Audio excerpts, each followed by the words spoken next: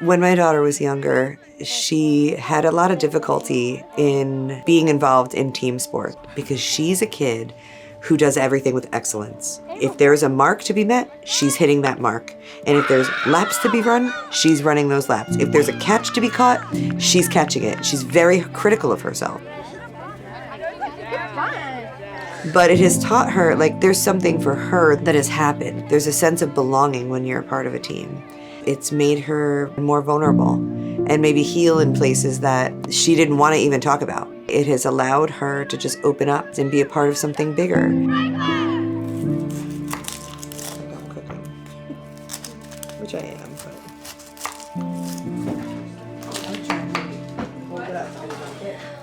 My husband, Jim, and I are adoptive parents. We adopted 2 of our children from Korea and walked that journey of international adoption.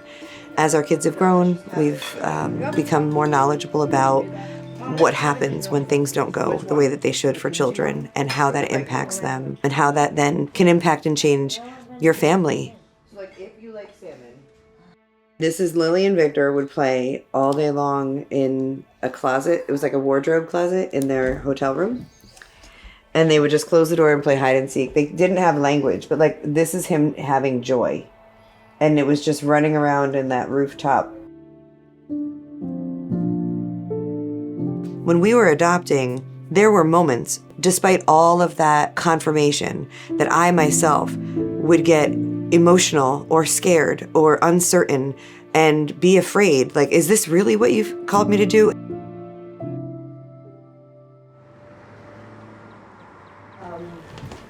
This room, when we took over this office, which was literally... We essentially created what we did not have as adoptive parents when we wanted to embark on our own adoption journey.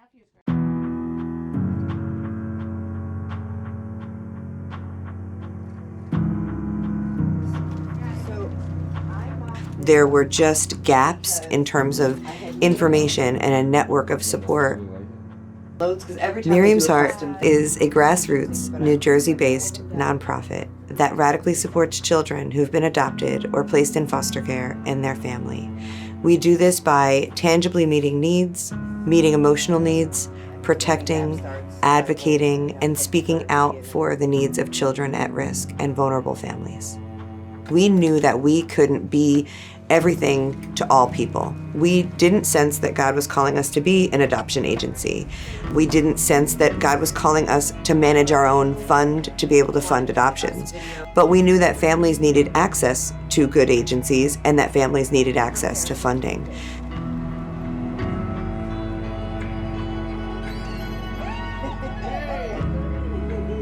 Lifesong has been with us since we founded Miriam's Heart. They answered a problem for us, which was, how are we going to help families fund their adoption? And so I'm looking at the window, and then all of a sudden I see this little kid just skipping. Just like happy as can be, skipping. That's the first thing I see. And I saw him, and I'm like, that's him.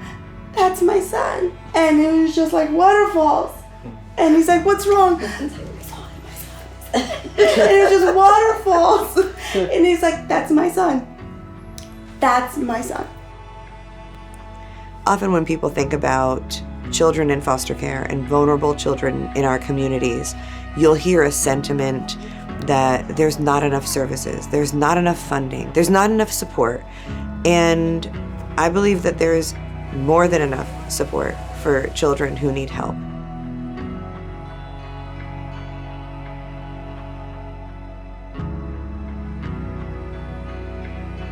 Having more than enough, it comes from the abundance that comes out of collaboration and organizations working together and locking arms and churches coming alongside. When we all unite around the needs of vulnerable kids and families, we physically become more than enough.